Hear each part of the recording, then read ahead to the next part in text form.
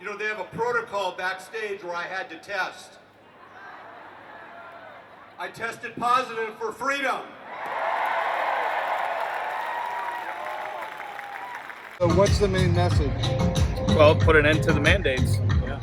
Freedom, follow our constitutional rights, our human rights, our God-given rights. I mean, at the end of the day, these, especially the vaccine mandates, are a violation of not only our constitutional rights as Americans, but as human beings. It's a violation of your God-given rights or your human rights. I'm not here with an organization. I'm just here as a family, as a dad. You said you have 9 children. Yes. Some of them are injured by vaccination. Yes. I have a few injured by vaccination, and it's manifested by allergies, autoimmune disease. We have to, spend a lot of money on groceries just because of everybody's allergies as a result of these vaccines. It could be a lot worse, but we caught it early enough and we stopped vaccinating once we knew, many years ago. I am not totally anti-vaccine. I would be okay with safe vaccines, safe and effective vaccines. I am absolutely anti-mandate. But I don't know that I would get another vaccine. It just kind of depends. But at this point, probably not, because of the way that they're being manufactured and the adjuvants that they use in them, the various chemicals they use in them. I don't think they're for the benefit of people. I don't think they're good. We've been going to China since 2008 to adopt children, special needs children. We have 3 girls and a boy from China. When we were there, the last time it was January 18th, 2020 is when we left, and 4 days later they closed the country. And we were keeping in touch with our friends in Guangzhou to see what was happening there. We were about 400 miles south of Wuhan. The virus was already racing around at that point. There was a young child in our adoption group that was in and out of the hospital with a respiratory disease that was unknown at the time. So we're not sure. And then on our way home, we had to stop off in Tokyo to let somebody off of the plane, and then we landed in LA, completely normal. There was nothing, no lockdowns or quarantine or anything like that. But then when China responded, they locked everybody up in their room, in their apartment buildings. We were hearing that they were actually welding the doors shut, not allowing people to leave. We saw the videos of people in Wuhan singing to each other from the windows. It was crazy, and then if you were a black person living in Guangzhou, or maybe anywhere in China, but certainly in Guangzhou, you were still locked up even after they let the Chinese out to go and do go about their daily lives. You couldn't go out as a black person. Very racist policies, yes. So yeah, that was our experience directly, and now it's happening again in Shanghai. So awful Chinese response. When you think about the control that the government is trying to establish, absolutely we're following in the footsteps. And I think it's a little bit of a different motive, where China seems to be more of a purely communistic sort of motive. Here, I would say it's collectivistic, right? It's collectivism. You have a series of, or a group of elites at the top that want all the control, and they want us, the proletariat, to just comply and abide by their mandates. That's not what this country was founded on. That is not the principles of this country. It violates our rights in every way, shape, and form, and we're done with it. And we're from Arizona, actually. We're over here to support our brothers and sisters in California. We love the great state of California. We despise the government of California, and that's why we're here, because what happens here in California will happen in the rest of the country. It's really important to stop it now. One of the elites, Check. Fauci. Yo, check. 1 2 1 2. Check. I think Dr. Fauci is a criminal. I've been learning a lot about Dr. Fauci in the last few years, and his signature is on about every pandemic, real or fake, in the last 40 years. I think he personally has the blood of millions on his hands with the AIDS epidemic, with Zika, you name it. It's very important to get our people informed and give them proper informed consent when it comes to medical autonomy.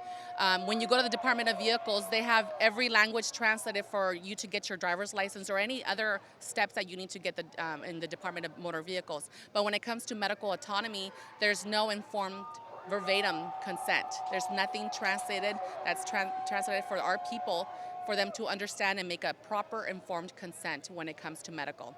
The information has been withheld from them intentionally.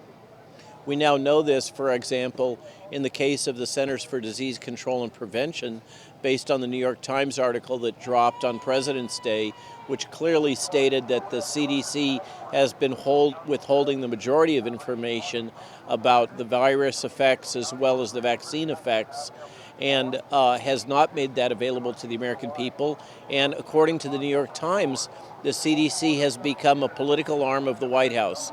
They're no longer an objective broker of truth, of medical truth. But yet the New York Times kind of smeared you lately. Do you want to comment on that? No, I've already commented, and you can find in the Epoch Times and in NTD News the articles. Their reporter Zachary has done a great job interviewing the spokesperson for the New York Times, and I would refer you to those articles. What drives these kind of censorship? Personally, your experience about censorship? It appears that there has been a concerted effort, as you know, because of the Blaze Media Freedom of Information Act action that revealed that over $1 billion has been spent by the federal government to support this propaganda and censorship. Then we also have efforts that relate to the pharmaceutical companies, and it appears that we also have efforts that relate to the World Economic Forum and their various acolytes all over the world. So what do you think that speaks to the state of our freedom in this country? I think that our freedoms are under threat, as you know, and there seems to be a concerted effort to completely manage all information and completely manage thought on the part of all of the legacy media and big tech working together with pharma, and now we know working together with banking after what happened in Canada after the weaponization of the banking system. We truly face a crisis now where freedom is under threat in so many different ways, consequent to this belief that we're heading into a great reset, as spoken by Klaus Schwab and the World Economic Forum. And there seems to be the sense that we are heading into a major economic disruption event, and that somehow people have to be managed, information has to be tightly controlled and weaponized, so that the people who currently have political and economic power can maintain that power as they move across that financial boundary event that many, many different groups all over the world are foreseeing. What about China? Do you see what's happening in China? Shanghai is under stricter lockdown again. People are kneeling down to get examined. Well, also this happened in South Korea. So what happened, to my eyes, what's happened in China is that there has been a very, very, very rigorous effort to keep the virus out of the population, although they were quite glad to spread it, as you'll recall, in early 2020 when they did not restrict foreign travel prior to the Chinese New Year. And I've heard various stories about that. But the problem with infectious disease outbreaks like this is you cannot stop them. They're like water from the sky. They're like the wind blowing. You can't stop them. All you can do is delay the onset of the outbreak. And if you continue to delay it in the way that they have, then you set up a situation where suddenly, once it's in the population, you have a catastrophic wave.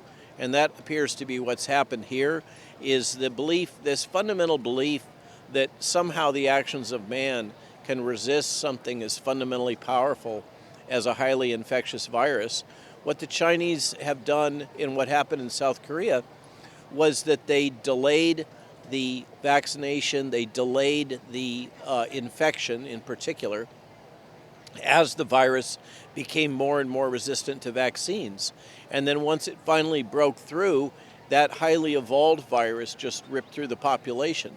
And that's exactly what anyone would predict that has knowledge of infectious disease outbreaks. This is like the dam is breaking, you cannot stop the water. And we're seeing it play out. We saw it play out in South Korea with that huge spike. and now we're seeing it play out in the People's Republic and the various satellite. I don't want to call them nation states. The various satellite cities that are affiliated with the People's Republic of China now.